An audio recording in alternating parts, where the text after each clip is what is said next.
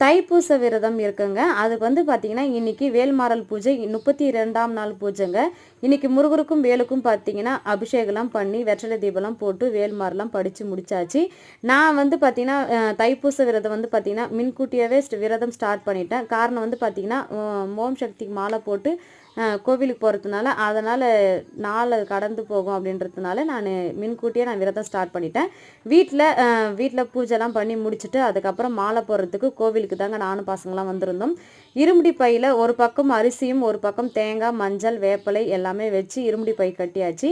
அதுக்கப்புறம் பார்த்திங்கன்னா, மேல்மருவத்தூருக்கு அம்மனுக்கு நம்மளுடைய கஷ்டங்கள் கோரிக்கைகள் எல்லாமே வேண்டி அந்த அம்மா கிட்ட மேல்மருவத்தூருக்கு மாலையும் போட்டாச்சுங்க. இன்று வந்து பார்த்திங்கன்னா, முதல் தினம் வந்து பார்த்திங்கன்னா இருமுடி பையெல்லாம் கட்டியாச்சு, மாலையும் போட்டாச்சு. பசங்களுக்கும் மாலைலாம் போட்டாச்சு. அதுக்கப்புறம் மாலைலாம் போட்டு அதுக்கப்புறம் அம்மாவை தரிசனம்லாம் பண்ணிவிட்டு அதுக்கப்புறம் வீட்டுக்கு வந்தேங்க. அந்த அம்மாவுடைய அருள்